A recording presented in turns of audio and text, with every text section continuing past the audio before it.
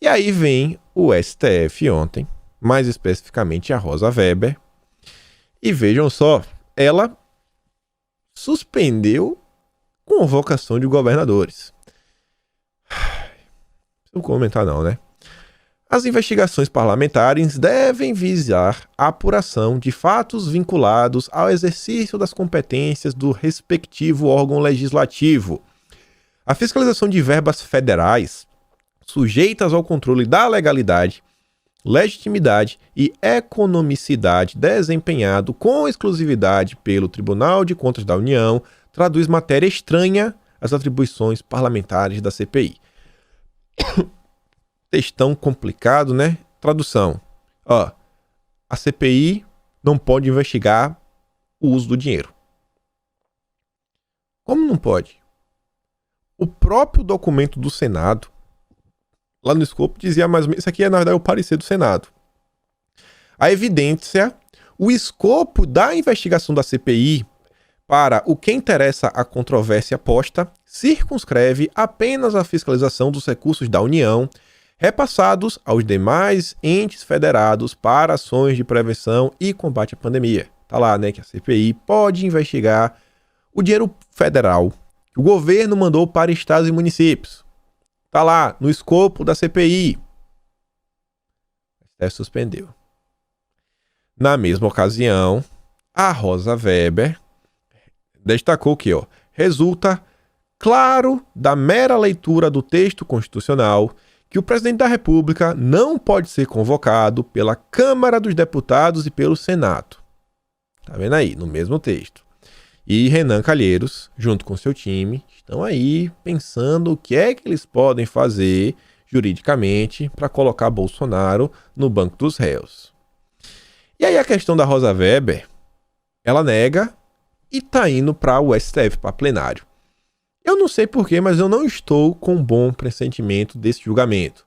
Porque você acha que o STF vai referendar a Rosa Weber, vai suspender as convocações? Não, para mim isso aí é o de menos, não vai mudar muita coisa. Mas do jeito que o STF é, todo dia, né, tem um entendimento novo, sei lá, eles olham, eu não tinha pensado nisso no passado, né, vou mudar meu entendimento. Esse impedimento, né, que tem de convocar o presidente da República meio que deixa de existir. Já pensou? Não tem mais impedimento agora. Os governadores não podem, mas o presidente o presidente pode. Não, vamos levar aqui para o plenário, vamos dar uma discutida. Não sei. Tem que ficar de olho, isso aqui vai acontecer na quinta-feira. E aí vem o emissário do Lula, o Wellington Dias. E quando eu digo emissário é porque o próprio Lula assim o define. Matéria do próprio Globo, a gente mostrou lá no início do ano. Você vê ele falar, vitória da democracia. Tradução, vitória do Lula, né? O time do Lula venceu. O Wellington Dias diz que a decisão de Rosa Weber, que suspende a convocação de governadores, é uma vitória da democracia. A decisão assegura o cumprimento da regra constitucional. Não tem a CPI poder de convocação. O Wellington Dias deve comparecer de qualquer forma na CPI. Amanhã está na pauta da comissão convite para ele falar aos senadores e ele aceitará. Porque a CPI pode convidar, não pode ir como investigado, testemunha, mas como convidado pode ir. Vocês viram que foi o dia do Witzel. Joguinho de cartas marcadas.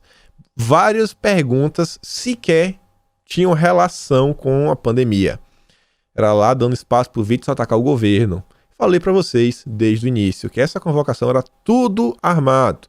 O Wellington Dias, ele se colocou como voluntário, ele não estava nem no pedido. No dia que teve esses pedidos aqui, essas convocações, era para ter sido julgada a convocação do Gabas. Eu falei, gente, lá quando a gente comentou sobre isso, deve ter umas 3, 4 semanas.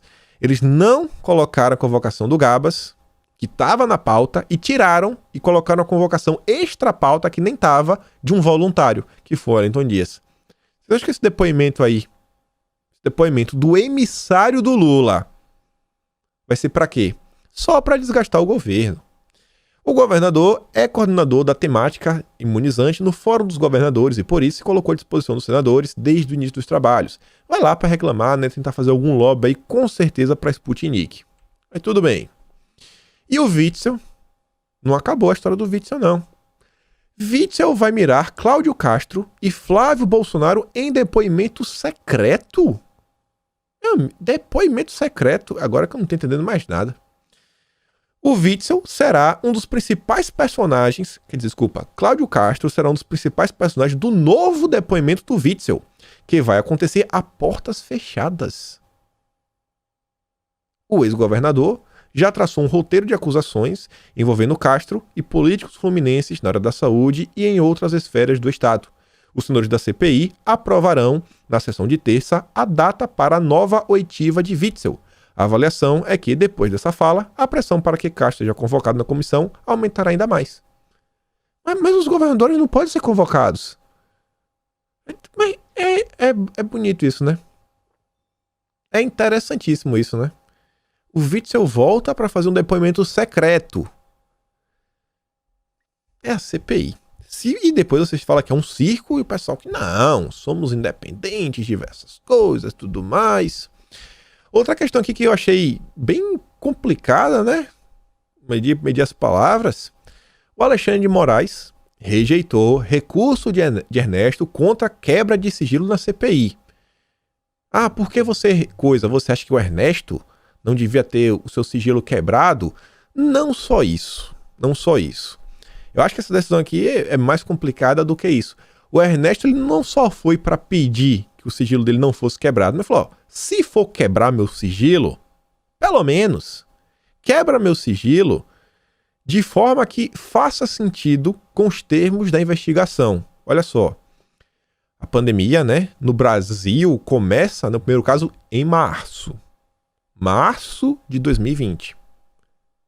Mas o sigilo vai ser quebrado basicamente desde quando Ernesto entrou no governo. Porque a gente precisa saber o que Ernesto estava fazendo em 2019 dentro da CPI. O que é que vai influenciar?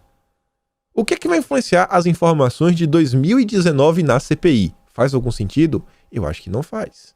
Tanto que diz, ó, de acordo com a defesa do Ernesto, a decisão anterior de Moraes foi omissa porque não analisou o pedido de restringir a quebra do sigilo, sabe, no período de março de 2020 a março de 2021.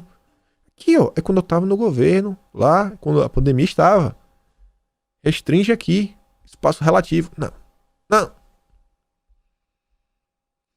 Aí você vê, né, qual é o intuito? Qual é o intuito do Renan Calheiros, do Omar Aziz, do Lula, que é quem comanda tudo? Qual o intuito do Lula em mandar os senadores quebrarem o sigilo de Ernesto por um período que nem contempla a CPI? Tá aqui um exemplo. O Globo ontem soltou essa matéria. Ó. A Israel, Ernesto afirmou que vizinhos ameaçam o Brasil. Falando que Ernesto está com medo aqui dos países que fazem fronteira com o Brasil na América Latina, tentando criar uma tensão diplomática, sabe, nosso país, sei lá, com a Argentina, Uruguai, Bolívia. Isso aqui foi de um documento sigiloso. Documento sigiloso. A Globo teve acesso. Tá entendendo? Eles vão quebrar o sigilo. E por milagres, porque a Globo tem fontes em todos os locais, né? Aí o Globo vai ter vários documentos sigilosos sendo vazados. Diogo Mainardi, amigão do Renan Calheiros, fez um acordão, notícias em primeira mão, de 2019. Pra quê? Pra nada. Só pra desgastar o governo. Depois que eu peguei essa matéria, eu fui dar uma andada no Twitter, a Sarita enxergou exatamente a mesma coisa. Mas uma pessoa que viu a mesma coisa ainda trouxe o mesmo exemplo. A matéria lá do Globo, do Lauro Jardim, você viu, ó. Se a investigação da CPI do Lula é sobre a pandemia, o ex-ministro tinha pedido para que sua quebra de sigilo fosse restrita a esse período. O STF negou o pedido. É o que a CPI do Lula não está nem aí para a doença. Ela busca desgastar a imagem do governo Bolsonaro para 2022. Um exemplo de que a CPI do Lula busca desgastar o governo Bolsonaro com fatos que nada tem a ver com a doença é este vazamento de comunicação oficial sobre defesa e segurança entre Brasil e Israel, com a intenção de provocar possíveis ruídos diplomáticos. E coloca a matéria do Globo. Documentos que eram para ser sigilosos, mas é o Brasil.